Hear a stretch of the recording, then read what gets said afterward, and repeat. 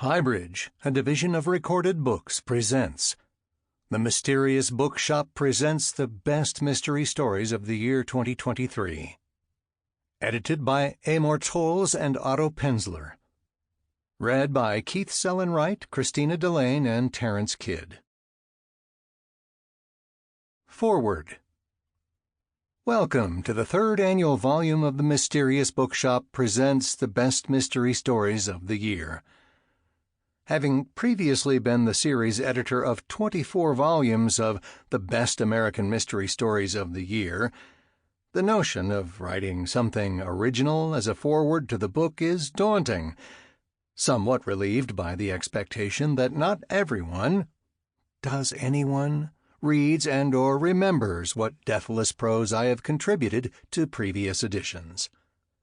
I have written and spoken about mystery fiction frequently, some ungenerous soul might say ad nauseum, through the years, and have maintained that one of its appeals is that it is a literary presentation of a fundamental life force, a battle between those who value good in opposition to the spear carriers of evil. Ruminating on it recently, however, I think this may be less true at this time than it was when I first became interested in crime fiction. As character and psychological elements of a story have transcended plots and clues, as the reason why a murder was committed has transcended the question of who committed it or how it was done, it seems to be that the two omnipresent factors in contemporary crime fiction are death and sin. Death appears to provide the minds of readers with a greater fund of innocent amusement than any other single subject except love, but, of course, in crime fiction they are not mutually exclusive components of a novel or short story. Furthermore, when death is accompanied by sin in its most repugnant shapes, the fun increases exponentially. Some readers prefer the intellectual cheerfulness of a detective story, while others have a taste that runs more to noir fiction. But in either case, the story generally requires at least one dead body and at least one very wicked person for it to provide that frisson of pleasure that may be had while viewing horrible events from a safe distance. Here, then, in the 2023 edition of this distinguished series, is a collection of stories, nearly all of which are about death and sin, with plenty of dead bodies and an abundance of wicked people. They are designed, albeit unconsciously for the most part, to make you feel that it's good to be alive, and while alive, on the whole, to be good. It should be noted, in a parenthetical aside, that mystery writers are, with very few exceptions, good. It is fundamental to their jobs to be aware of the fact that your sins will be discovered, no matter how clever you think you are. This is why, it should be further noted, mystery fiction is such a good influence in an increasingly degenerate world, and why it is so popular with academics, lawyers, politicians, business leaders, and others who have reputations to protect. Reading mysteries improves their morals and keeps them out of excessive mischief. While it is redundant for me to write it again, since I have done it in each of the previous volumes of this and the earlier series, I feel compelled to issue fair warning by stating that many people regard a mystery only as a detective story. I regard the detective story as one subgenre of a much bigger genre, which I define as any work of fiction in which a crime, or the threat of a crime, is central to the theme or the plot. While I love good puzzles and tales of pure ratiocination, few of these are written today. As the mystery genre has evolved, or devolved, depending on your point of view, into a more character-driven form of literature, as noted previously. The line between mystery fiction and general fiction has become more and more blurred in recent years, producing fewer memorable detective stories, but more significant literature. It has been my goal in these anthologies to recognize that fact and to reflect it between these covers. The best writing makes it into the book. Fame, friendship, original venue, reputation, subject, none of it matters. It isn't only the qualification of being the best writer that will earn a place in the table of contents. It also must be the best story. As frequent readers of this series are aware, each annual volume would, I am convinced, require 3 years to compile were it not for the uncanny ability of my colleague, Michelle Slung, to read, absorb, and evaluate thousands of pages in what appears to be a nanosecond. After culling the non-mysteries as well as those crime stories perpetrated by writers who may want to consider careers in carpentry or knitting instead of wasting valuable trees for their efforts, I read stacks of them, finally settling on the best, or at least my favorites, many of which are then passed on to the guest editor, who this year is the remarkable Amor Towles. Perhaps surprisingly, after graduating from Yale College and receiving an M.A. in English from Stanford University, Towles worked as an investment professional for over 20 years before becoming a full-time writer. His novels, Rules of Civility, 2011, A Gentleman in Moscow, 2016, which was on the bestseller list of the New York Times for 2 years, and The Lincoln Highway, 2021, have collectively sold more than 6 million copies and been translated into more than 30 languages. Before the novels and before his life in finance, he wrote short stories that have appeared in the Paris Review, Granta, British Vogue, and Audible Originals. Towles also wrote the introduction to Scribner's 75th anniversary edition of F. Scott Fitzgerald's Tender is the Night and the Penguin Classics edition of Ernest Hemingway's The Sun Also Rises. My sincere thanks go to this supernaturally gifted author, as well as to the previous guest editors who helped make this series both distinguished and successful, Lee Child and Sarah Paretsky. While Michelle and I engage in a relentless quest to locate and read every mystery/crime/suspense story published, I live in fear that we will miss a worthy one.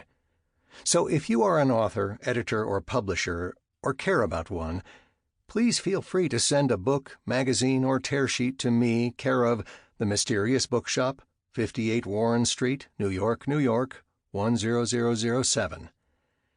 If it first appeared electronically, you must submit a hard copy. It is vital to include the author's contact information.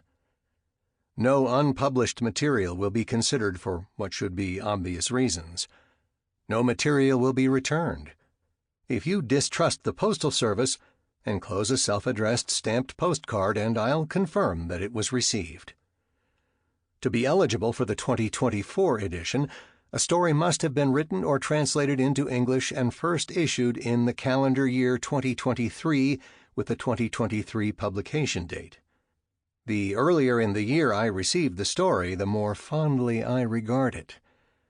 For reasons known only to the dunderheads who wait until Christmas week to submit a story published in the spring, holding eligible stories for months before submitting them occurs every year, causing severe irritability while I read a stack of stories while friends are trimming the Christmas tree or otherwise celebrating the holiday season. It had better be a damned good story if you do this. Because of the very tight production schedule for this book, I am being neither whimsical nor arrogant when I state that the absolute deadline for me to receive a story is December 31st. If the story arrives 1 day later, it will not be read. Sorry. Otto Penzler.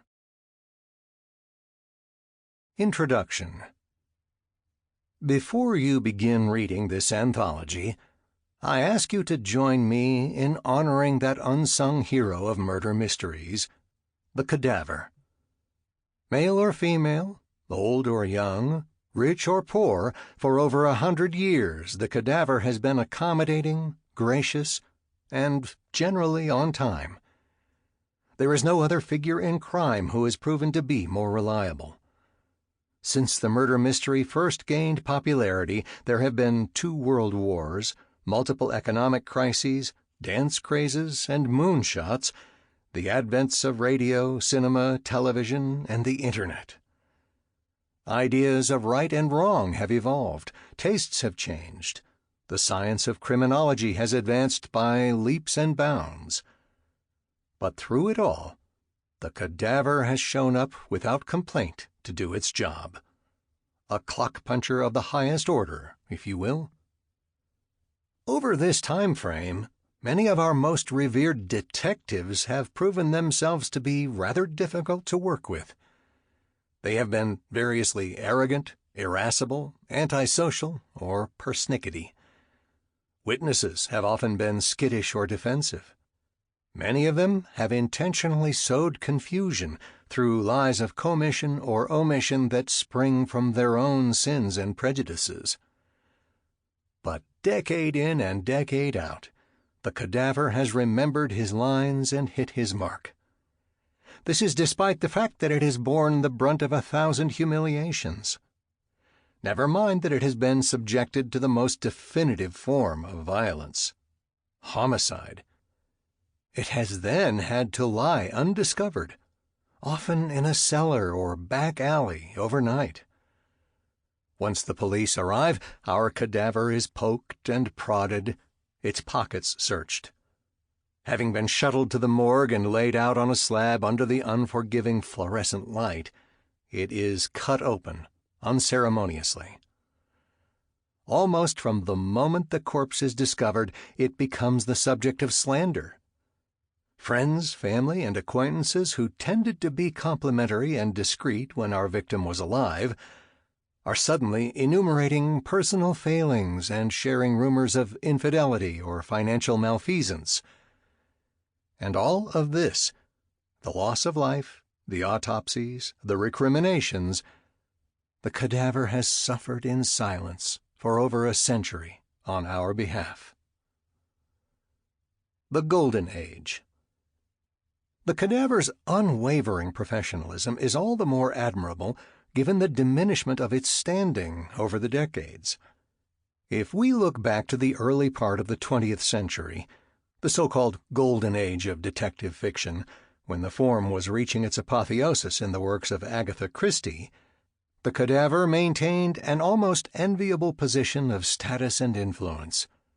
After all, it was the cadaver who set the wheels of a mystery in motion.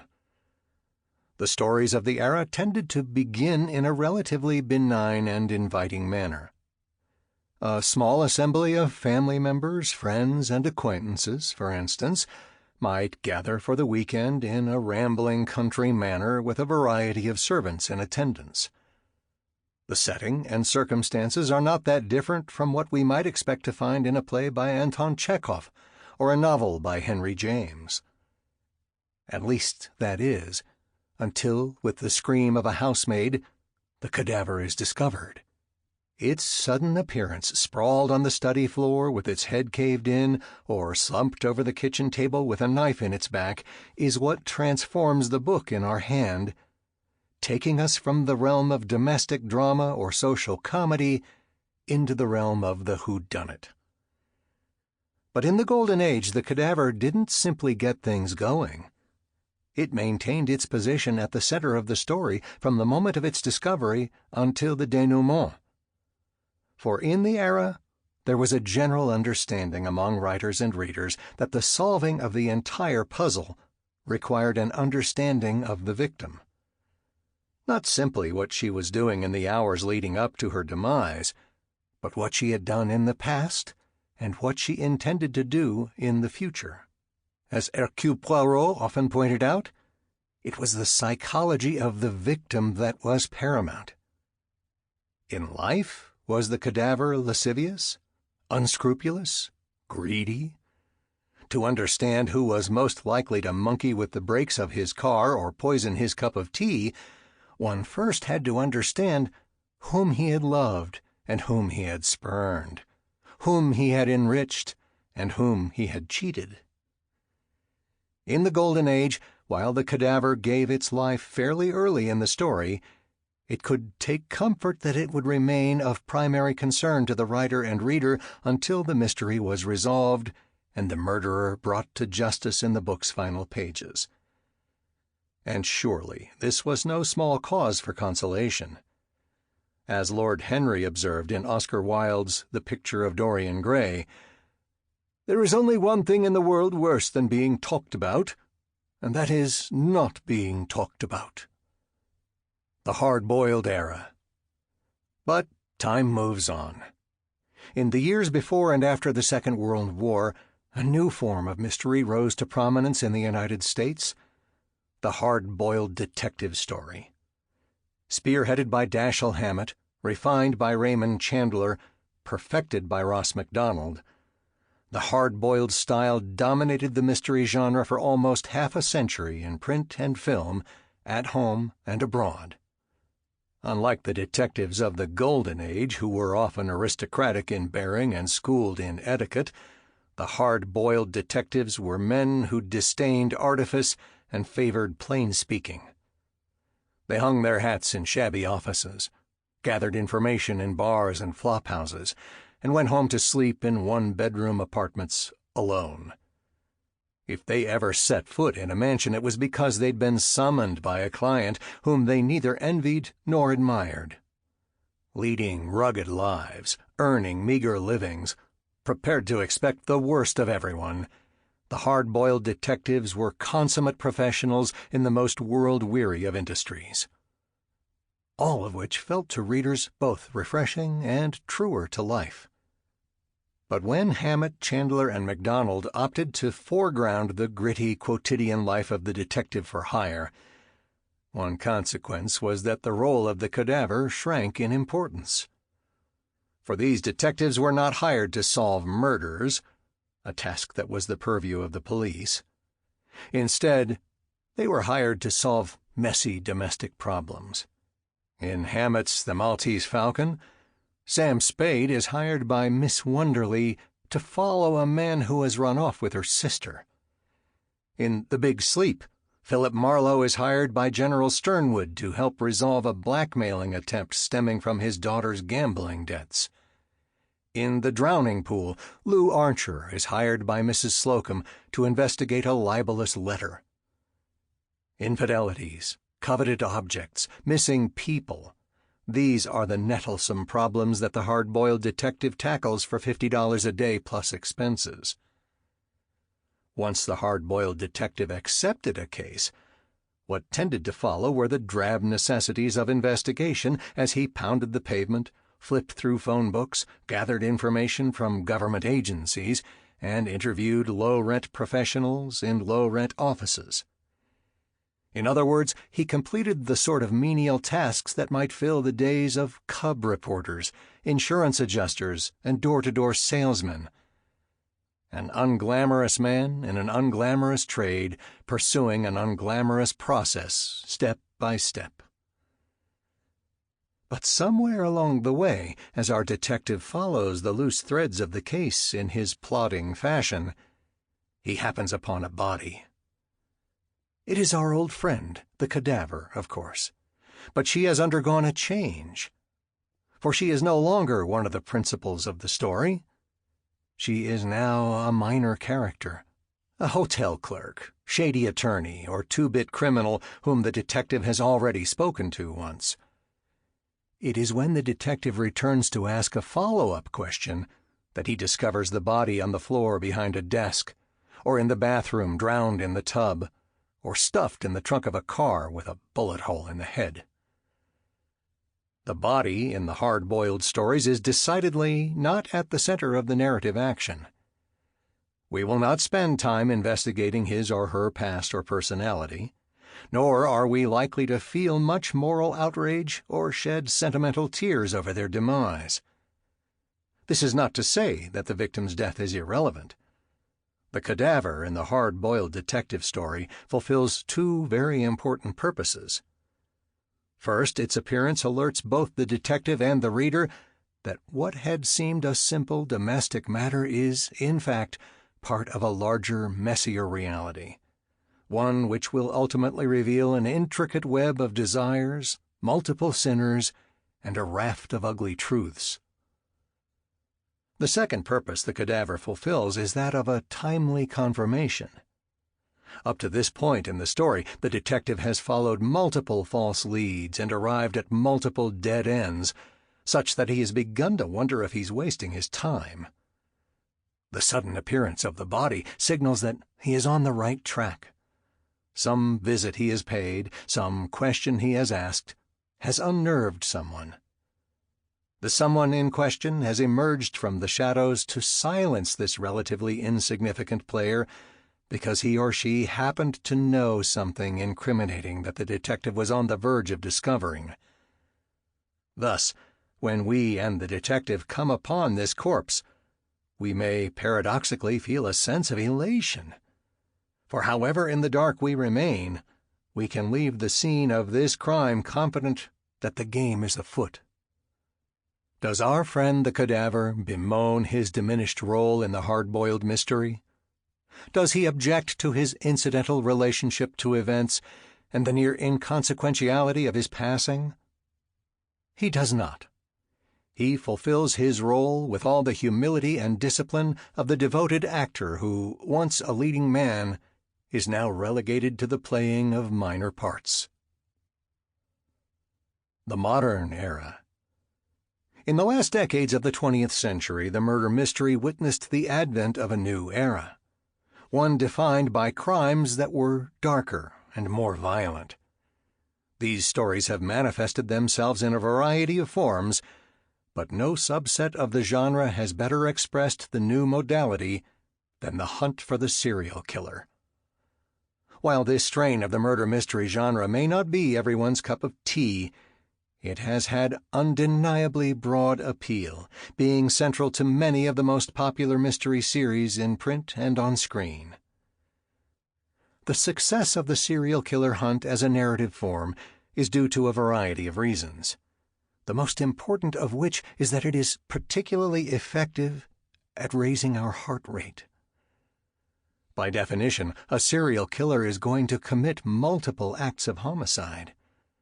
As such, the detective and the reader are in a race against time. The longer it takes for the detective to discover the identity of the murderer, the more innocent people will be killed. In addition, serial killers tend to pursue their vocations through particularly gruesome means. Thus, the serial killer narrative can quicken our pulse in the manner of a horror story. But the serial killer narrative also raises our heart rate by hinting at our own vulnerability. In the Golden Age or the hard-boiled era, there was no reason for us to imagine ourselves as potential targets. The Golden Age victims tended to be killed because of the lives they led, and the hard-boiled victim tended to be killed because they'd made a habit of swimming in murky waters. In each case, these were circumstances that we could eye safely from a distance. But in the serial killer hunt, the victims are generally chosen by the killer at random or as part of an obscure obsession. In reading these books, we cannot help but imagine that we too could be attacked one night, while getting into our car in an empty garage, while jogging through the park, or worst of all, while asleep in our own beds. It's a rather unpleasant but stimulating aspect of the genre. A second reason the serial killer hunt has been successful with readers is that it amplifies the battle between detective and villain. By definition, a serial killer has repeatedly gotten away with murder. Within the boundaries of the genre, this is generally because the killer is unusually intelligent, methodical, and ruthless. Advances in technology and the science of criminology have given modern detectives all manner of new tools to trap their quarry. They have access to DNA analysis, sophisticated forensics, a ubiquity of security cameras, and facial recognition software. For a killer to succeed in the modern era, she has to gain as much mastery over modern criminology as the detective has, so that she can anticipate all the various means by which she might get caught. This makes the serial killer narrative less an investigation than a game of cat and mouse that tests the proficiency, patience, and nerve of two antagonists. The elevated heart rate, the sense that we could be a victim, the unusual abilities of the killer all result in our being a little more gripped by events on the page and a little more satisfied once the killer is brought to justice. Well, being a little more gripped and a little more satisfied is all well and good for the reader. But what of our friend the cadaver? What if we take a moment to look at these developments from its point of view? In so doing, most of what we discover is dispiriting.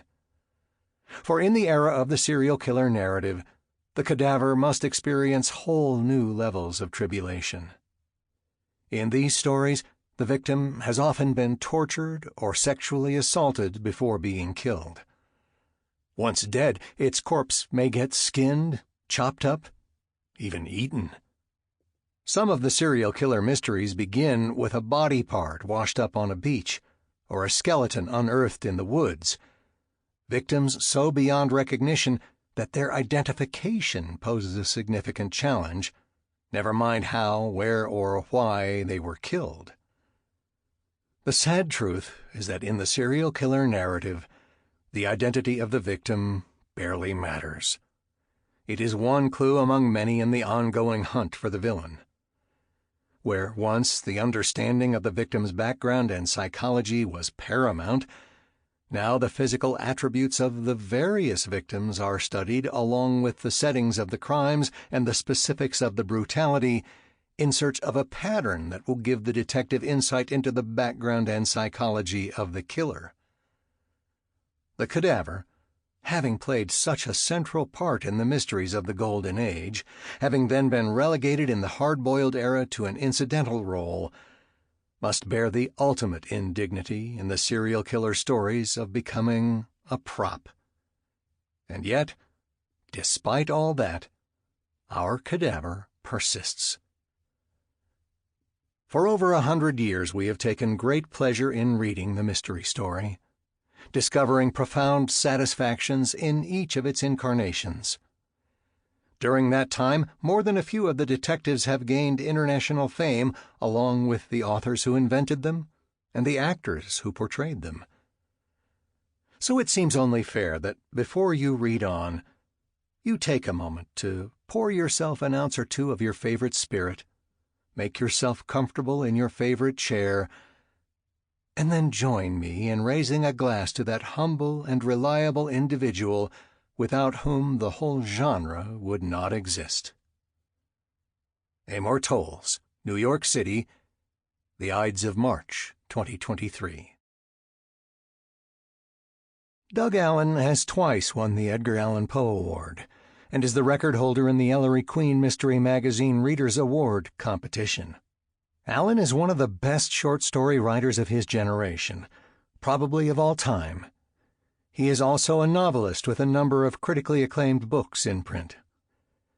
The author of 12 novels and more than 140 short stories, Allen has been published internationally in English, German, French, and Japanese. His most recent, Murder in Paradise, with James Patterson, was on the New York Times bestseller list for several weeks. More than 24 of his tales have been optioned for development as feature films and television.